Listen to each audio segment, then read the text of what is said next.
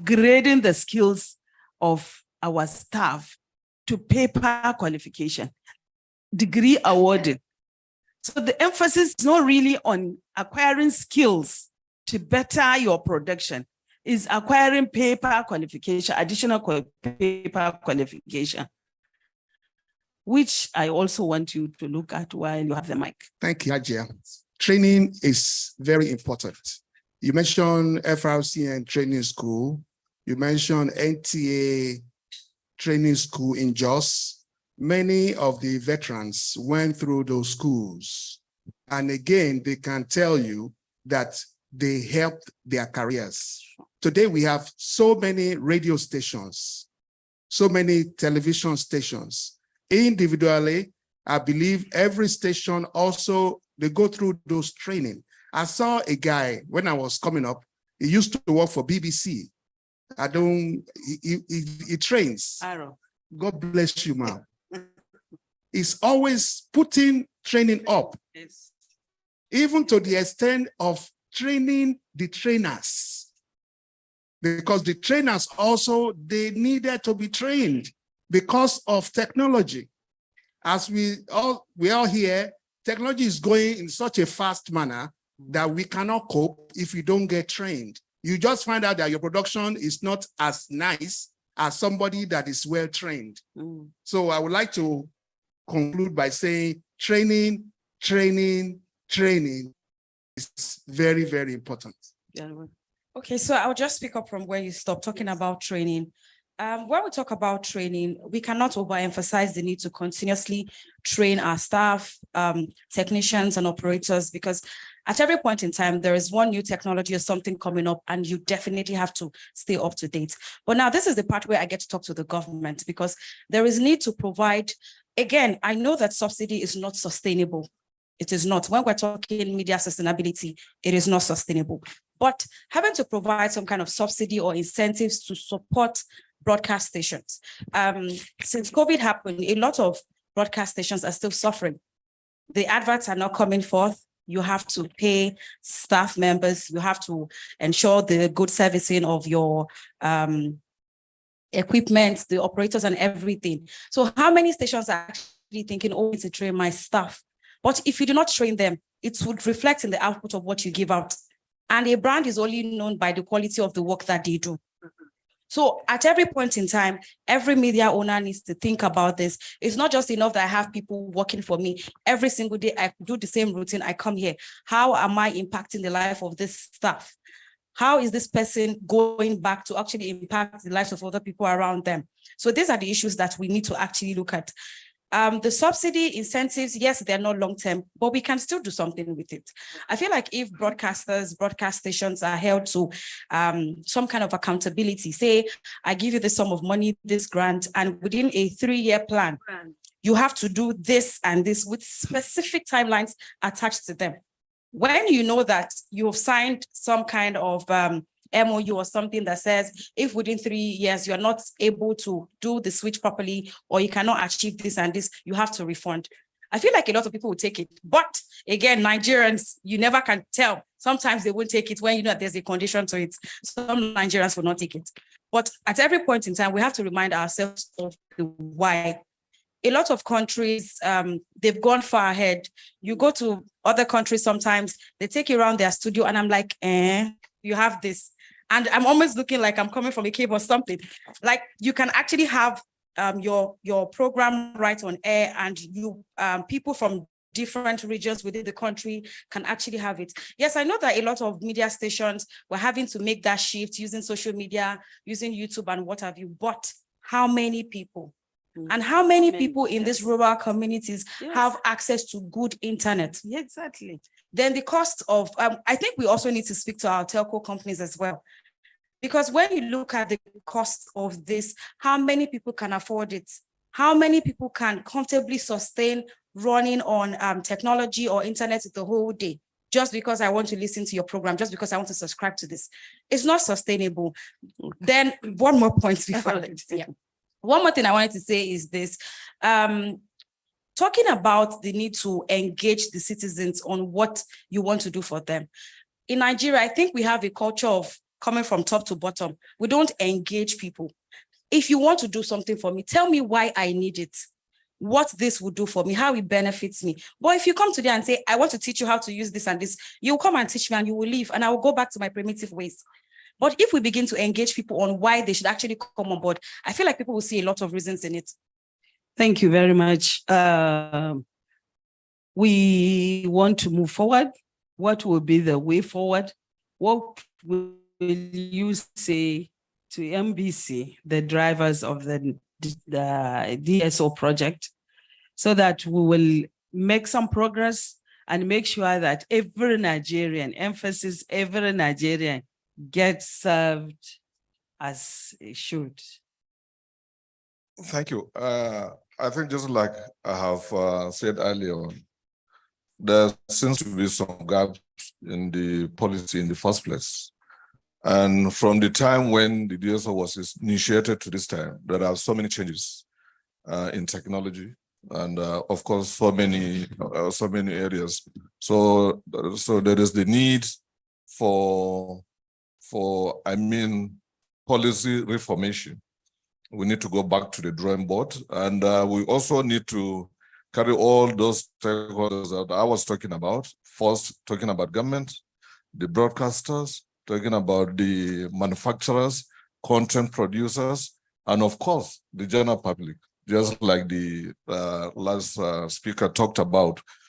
But let me also emphasize on the fact that I feel encouraged with the approach of the present government in the DSO project, because I have had the minister quite a lot of time emphasizing on the government readiness to this time around make these projects a reality. And I have no doubt in my mind that it is doable, because all we needed was the political will to do it. And if we are going to do, if we must have to achieve this, I think we need to give it a time frame. We cannot just say, okay, go and roll it out without a time frame. And when there is that time frame, there must also be some kind of monitoring system that whether the what was agreed is on track or otherwise. While we find that there is a gap, then of course we must have to immediately take control measures in order to bring it back to track.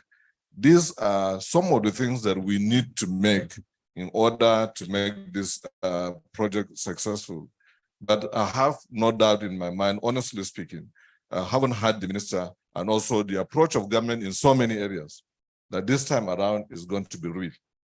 Thank you very much. As the chairman broadcasting organizations of Nigeria, I think you also have a huge task by bringing us together at the end, the NBC and the broadcasters, so that we can move forward.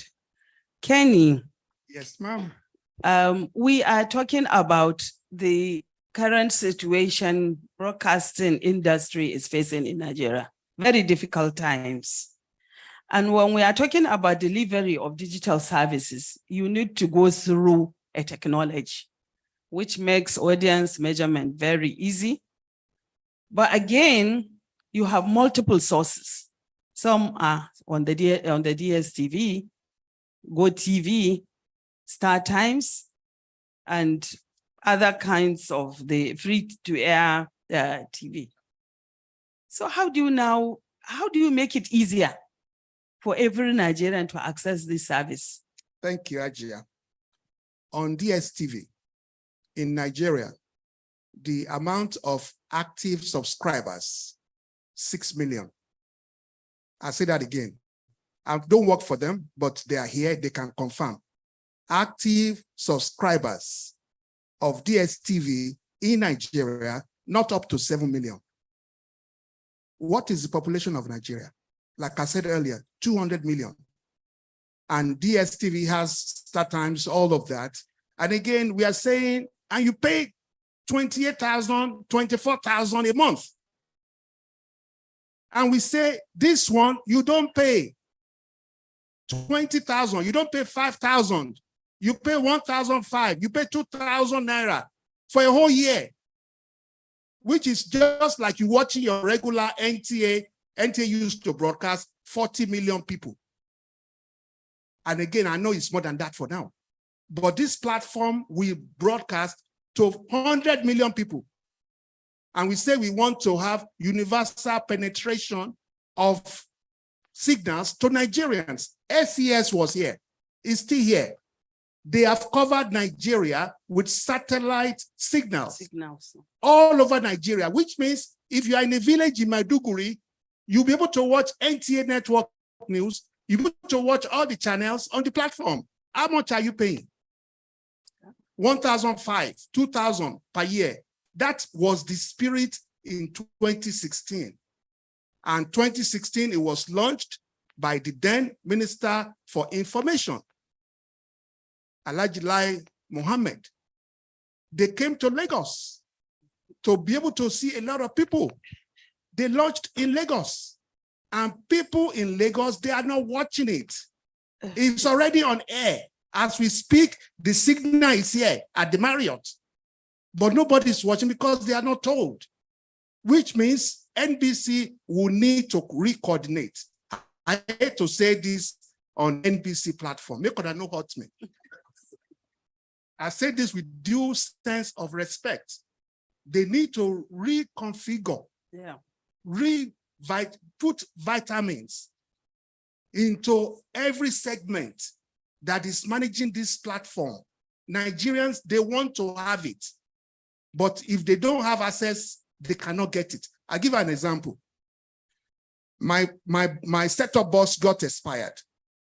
I paid 1,500 to have it renewed. They said I have to pay 1,500. 1,500 I paid is just for 1 month. Okay, I said, no problem. Let me pay for 4 months. I paid for 4 months. There's no signal. Which means the person, and we call the people, the line did not go through. And that's just me. The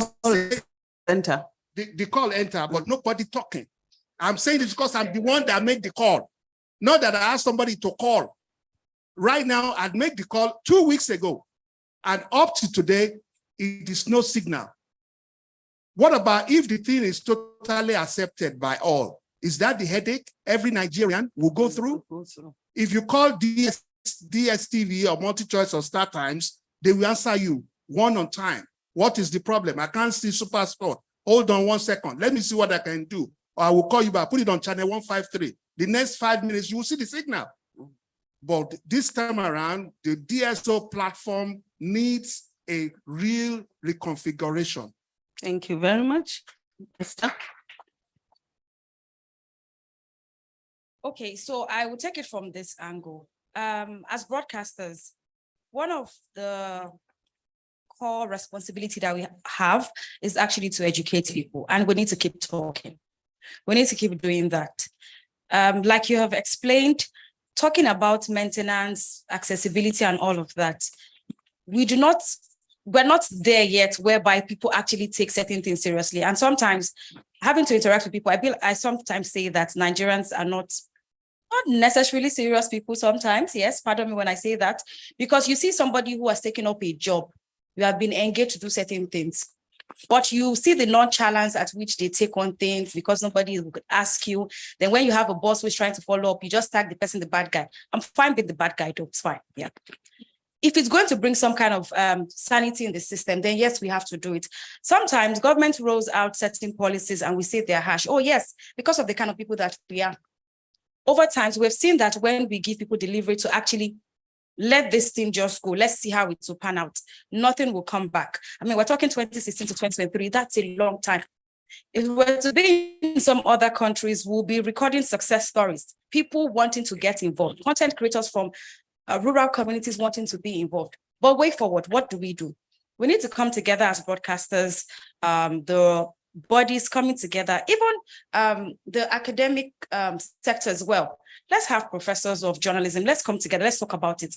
Let's explain to the people why things are changing, things are evolving.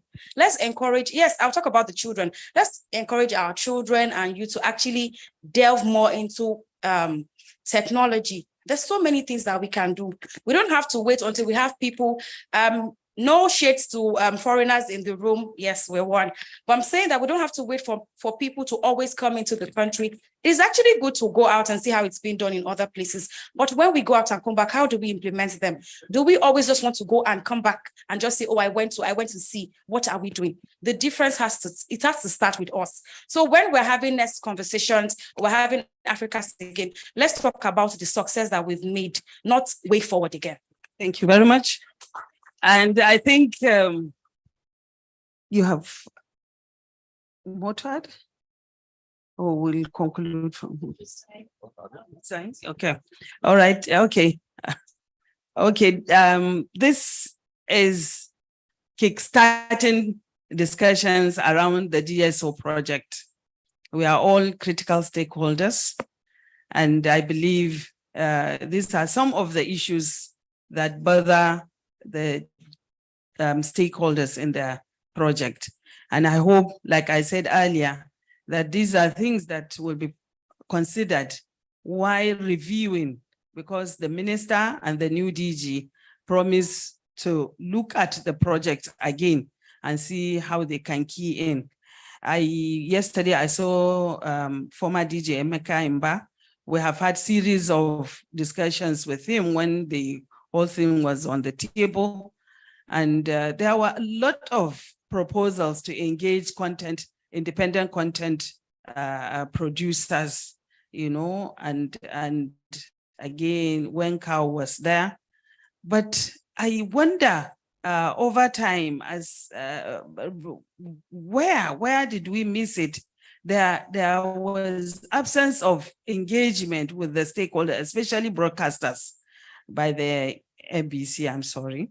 So I hope we will now look at it again so that we must make it work. It's a universal issue. It's not only a Nigerian issue. So let's look at it so that we will be able to actualize this project. Thank you very much for giving us I don't know, okay, we will take some questions. All right.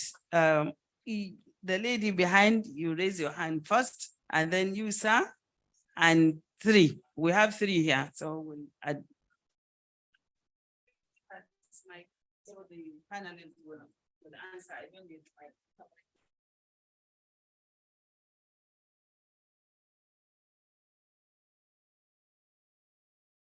Good morning. My name is Amina Muhammad. I work for Ames Media. Thank you for the opportunity. And I'm very enthused with this conversation because at our end, we have also done a lot of advocacy for DSO during the tenure of Professor Armstrong. All of the things you have said, correct. I think it's just a question of continuity of the advocacy. When it was launched in Lagos, it was a lot of euphoria, and we thought it was a big dawn in the industry. I personally bought 2 set-top boxes. And because of our attitude, I dare say that even my staff didn't quite warm up to it. As we speak, that's the one I use in my private bedroom. I've had to renew twice. And of course, even in activating this box, there are a lot of issues. It depends on who you bought from. I had to really trace the person I bought from, and they eventually activated. I don't think there's anything abstract wrong with it. It's just like any other decoder. Because if you talk of signals, DSTV also have signals. And if you talk of, you know, of course they have their own peculiar, you have to reset and reset if you are really interested in using it. The second one was put in my reception, and the attitude of my staff, what is this one? And that is the attitude of most Nigerians, except of course, we are aligned with what you have said here. A lot of enlightenment and continuous training and retraining. I wish that the advertisers are here that you are addressing, because it's not complete. If we say we really mean business to use these set-top boxes and some of our content are there and we need them to advertise, then they also need to be part of the discussion here. So in a nutshell, I think it's a welcome development, and it will really, you know, cut costs for the ordinary Nigerians. Thank you.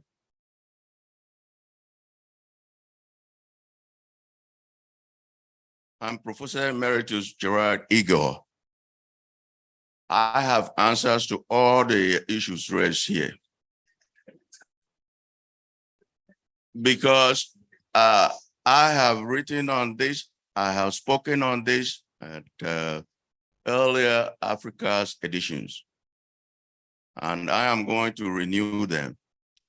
I know the problem. In the United States, we failed 3 times in going digital.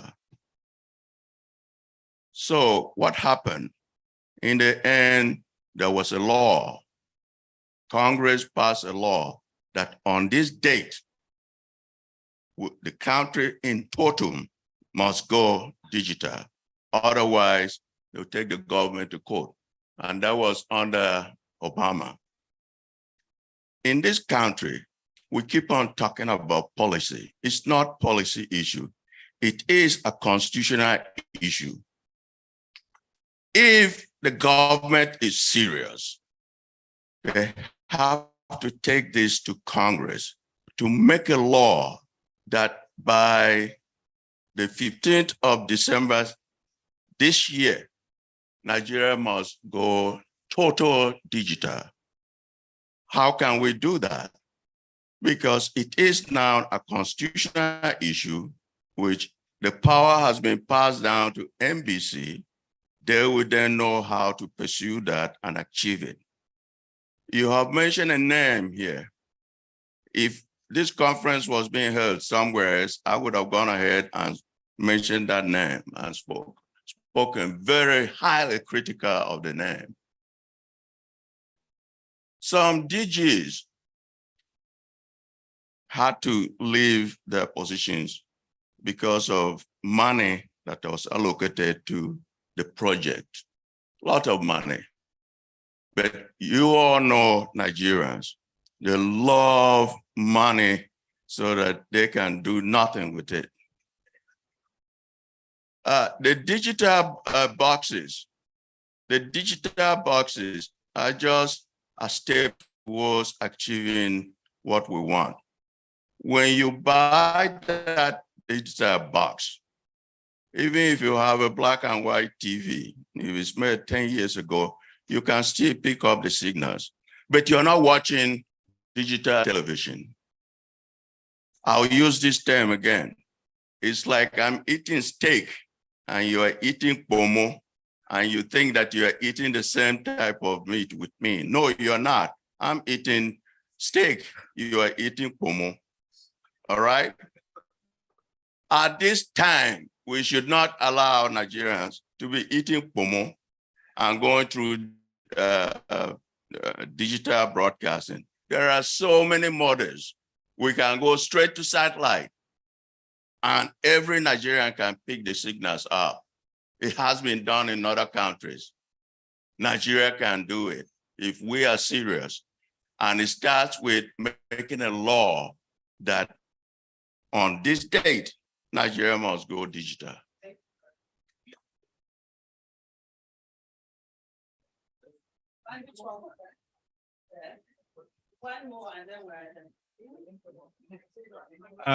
My name is Abdul Karim Mohammed. I'm the managing director of Moving Image Limited in Kano. And being a communication specialist, I have started my career from the analog stage. I have moved on to the digital. But what I see about our movement as a nation from analog to digital, we are not being strategic. We are not being strategic in the sense that if we are aspiring to accelerate universal delivery of fully digital broadcasting services to all Nigerians, we need to carry everybody along.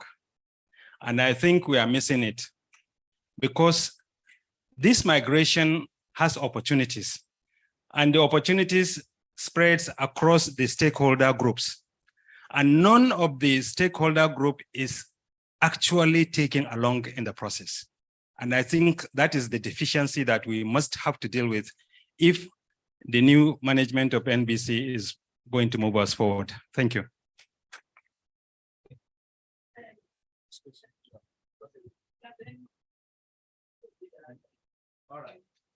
Okay. My name is Sani Mohammed. I work for the United States Agency for Global Media. Having listened to the conversation this morning, my question first is DSO a social service or is it a business? Business. It's a business. But all of what I'm hearing seems to me like a social service. Because if we keep depending on government only to implement this, I have heard this several times, government has no business in business. I have not heard about the business model that would drive this system, because without that business model, then there will be no buy-in. I heard conversations when Nigeria was introducing cell phones, similar to what I'm hearing today, when people were saying, would people deal with hunger or buy cell phone? Today, in most rural areas, people have cell phones. Why? Because there was a business model. So in conversations like this, I was expecting that the communications providers, in terms of the telecom companies, and also technology the drivers, will be in this conversation, so that in the mix we should be able to know what is really the problem.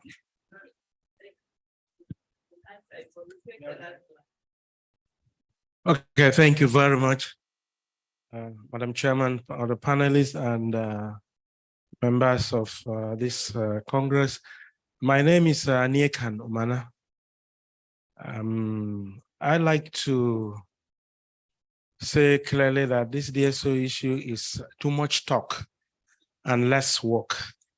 Too much talk, too much confusion and less work. It's high time as a nation and as a people we decide to do things right.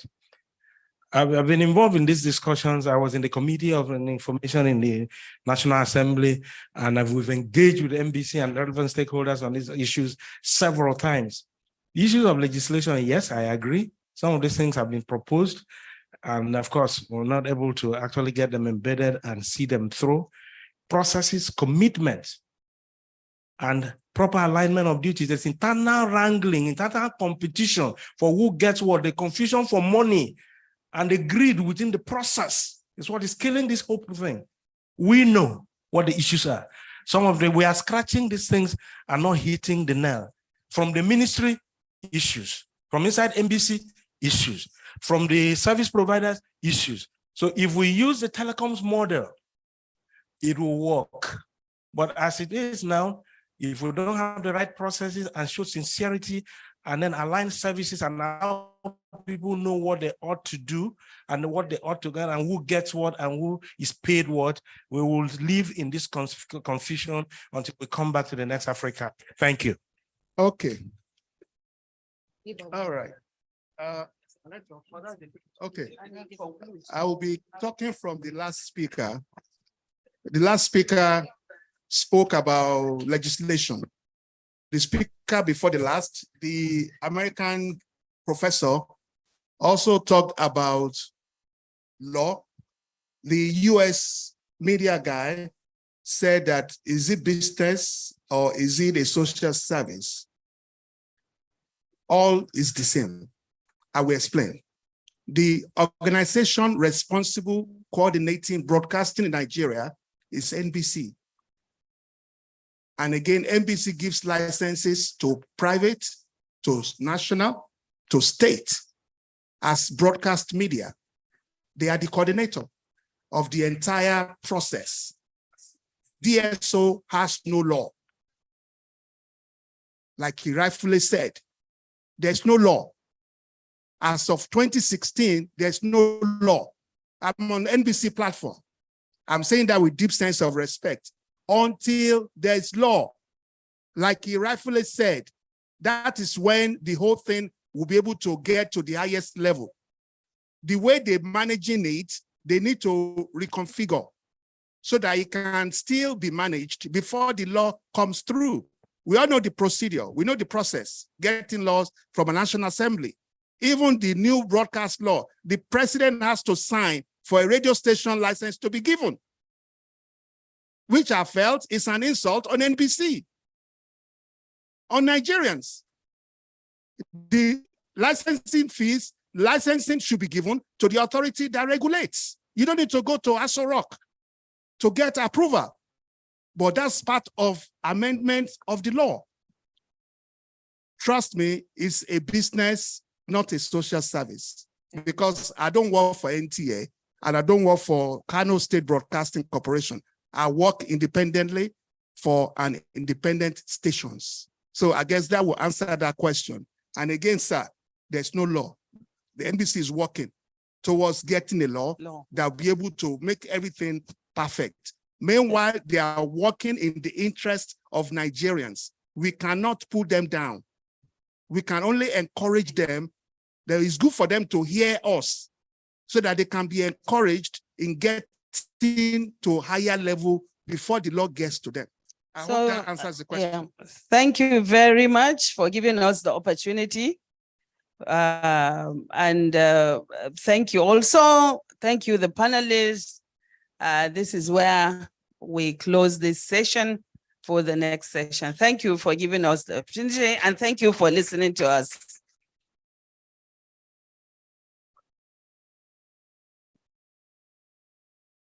Oh, there's water.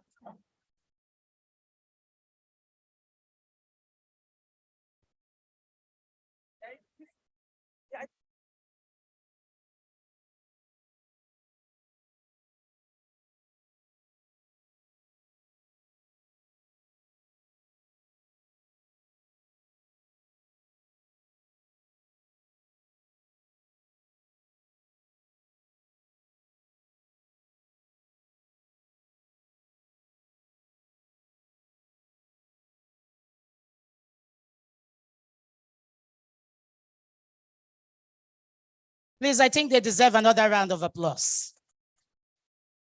That's too